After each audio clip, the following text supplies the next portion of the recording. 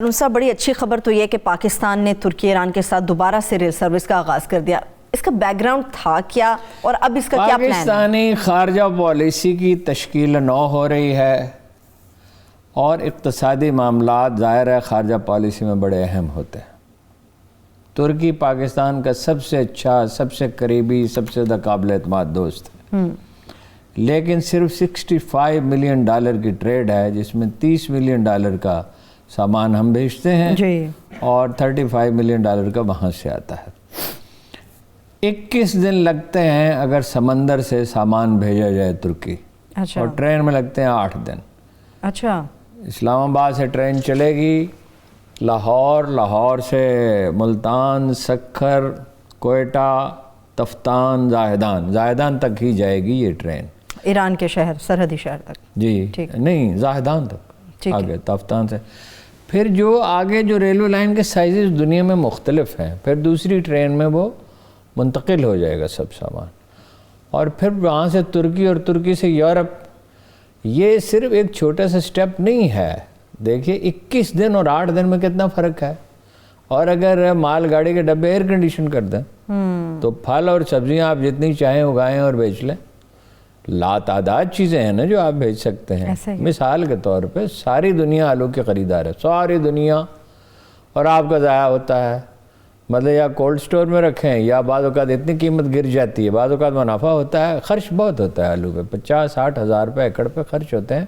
عام کسان کے بس کی بات ہی نہیں ہے، اس کو پروموٹ کریں۔ دنیا میں سب سے زیادہ گندم نہیں کھائی جاتی ہے، دنیا میں سب سے زیادہ چاول نہیں کھایا جاتا، دنیا میں سب سے زیادہ آلو کھایا جاتا ہے۔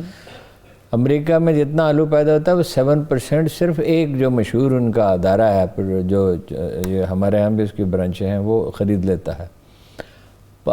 لاہور میں ایسے ذمہ دار ہیں کہ جن سے کمپنیوں کا معاہدے ہیں کہ جب آلو کامیاب ہوتا ہے دنیا میں، ایک وقت آتا ہے تو وہ حالانکہ آلو کی فصل پوری طرح تیار نہیں ہوتی مگر وہ زیادہ قیمت پہ خرید لیتے ہیں۔ ٹھیک۔ اچھا، آپ کا کنو ہے، آپ کا آم ہے، آم کی برآمدات کئی گنا بڑھ گئی ہیں چین کو، اور بڑھتی چلی جائیں گی۔ لیکن یہ کہ اصل میں تو یہ ہے کہ انڈسٹری میں آپ کیا پروڈیوس کرتے ہیں، وہ جب اس پہ چین اور انڈیا پہ آتے ہیں تو پھر بات کرتے ہیں۔ تو یہ بہت بڑا بریک تھرو ہے۔ اسی طرح ایک دن سینٹرل ایشیا کے ساتھ آپ کا بریک تھرو ہونا ہے۔ پاکستان ایک منور مستقبل رکھتا ہے، اور وہ اس کے بہت سے اشارے مل رہے ہیں۔ ہم کرائسس آتا ہے اور ختم ہو جاتا ہے۔ میں بائی دی وے ایک بات آپ سرچ کر دوں، میں کرونا کا پہ جو بھی کچھ بھی چھپتا ہے وہ میں پڑھتا رہتا ہوں اور دیکھتا رہتا ہوں۔ یہ اگلے 3-4 مہینے تو ٹھیک ہے، یہ کم ہوتا چلا جائے گا، لیکن پریڈکشن یہ ہے عالمی ماہرین کی کہ ستمبر اکتوبر میں پھر یہ بڑھنا شروع ہوگا۔ اس لیے کہ آپ کا کہاں تک روکیں گے؟ آپ ایرانی سرحد سے آنے والوں کو کہاں روز اسمگلنگ ہوتی ہے، جائز لین دین بھی ہوتا ہے۔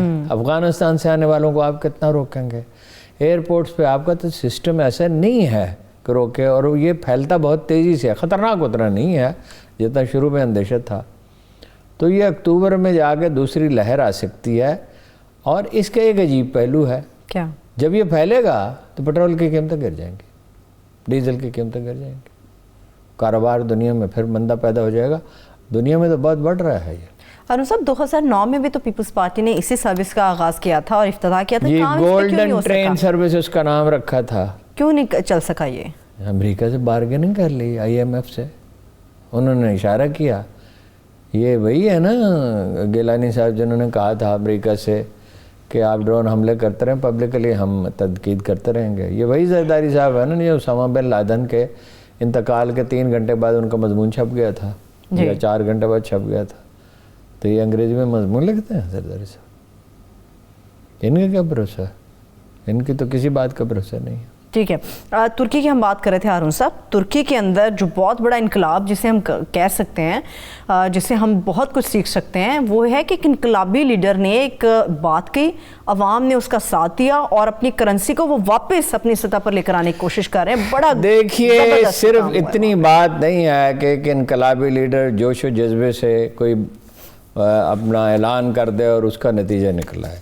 ظاہر ہے بہت دن سے ترکی لیرہ کی قیمت گر رہی تھی اور وہ کچھ نہیں کر سکے۔ انہوں نے پلان کیا، انہوں نے حساب لگایا، ان کی معیشت بڑی ہے، دنیا کی 20 بڑی معیشتوں میں سے ایک ہے۔ ایک 2 سال پہلے تک تو میں ڈیٹا اس کا دیکھتا رہا ہوں کہ وہ دنیا میں تیسری سب سے زیادہ تیزی سے ترقی کرتی ہوئی معیشت تھی.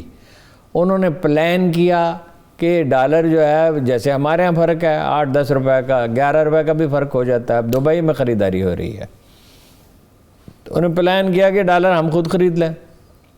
دوسری ہے تو ایک تو یہ کیا انہوں نے, اور انہوں نے کہا اپیل بھی کی, موٹیویٹ بھی کیا لوگوں کو.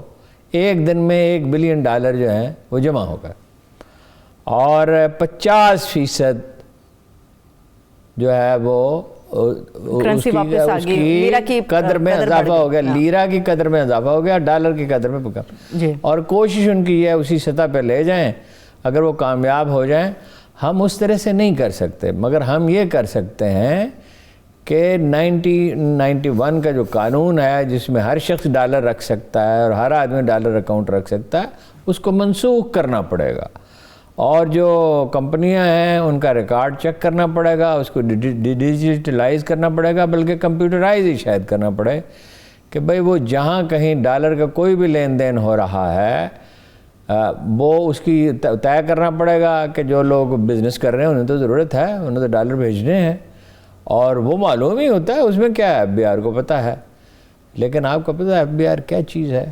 4 افسروں کے خلاف کارروائی کی سفارش کی گئی ہے جنہوں نے بوگس ریفنڈ اتنا سادہ سا لفظ ہے کہ لوگ سمجھے ہی نہیں کیا ہے. یعنی ریفنڈ بنتا نہیں تھا.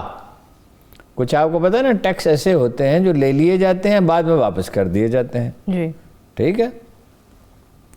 بوگس ریفنڈ کا کیا مطلب؟ اربوں روپے ان کو ایسے دے دیے, بلا وجہ دے دیے. تو بلا وجہ دے دیے تو کوئی یوں ہی تھوڑی دے دیے ہوں گے.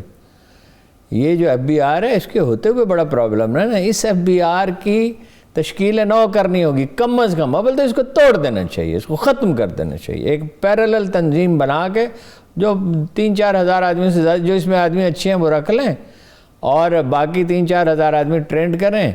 اور جو ہے وہ کیا اچھے آدمی ہوتے ہیں ممبر, اور ایک چیئرمین ہوتا ہے جی. لیکن بگڑ گئے سب.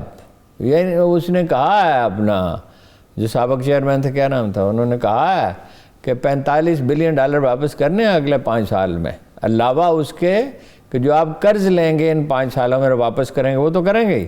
$45 بلین واپس کرنے کہاں سے کریں گے؟ پہلے 92 کے پروگرام میں بیٹھ کے بڑی خوفناک باتیں بتا رہے تھے. ایسا ہی ہے, معیشت کی بنیاد مضبوط نہیں ہے. ہمارے لیے سیکھنے کے لیے کچھ نہیں ہے ارون صاحب. کیا ہم ایسا کوئی اناؤنسمنٹ نہیں کر سکتے؟ ہر چیز کی جا سکتی ہے, ہر چیز کی جا سکتی ہے, ہر چیز پاسبل ہے. قوت فیصلہ نہیں ہے, لوگ نہیں ہیں, مردان کار نہیں ہے. مردان کار پیدا کیے جاتے ہیں. پرائیویٹائزیشن کریں, 350-400 ارب روپے بچ گئے. FBR کی تشکیل نو کریں, اور اس پہ ابھی تو سختی کریں نا. ابھی تو انٹیلیجنس یونٹ بنائیں, اور جس اس کے اثاثے زیادہ ہیں اس کو کہیں بھائی صاحب یہ ہے ثبوت, اس کو فارغ کریں. انٹیلیجنس کی تو بڑی مہارت ہے پاکستان میں. ٹھیک ہے, صحیح. اچھا, اس کے بعد جو ہے وہ زراعت میں توجہ دیں. فوری ترقی زراعت سے ممکن ہوتی ہے. کچھ اور اقدامات ہیں, میں نے آپ کو اس دن گن کے بتایا تھا کہ 1500 ارب روپے جو ہیں وہ 40 ارب روپے تو PI میں جاتے ہیں.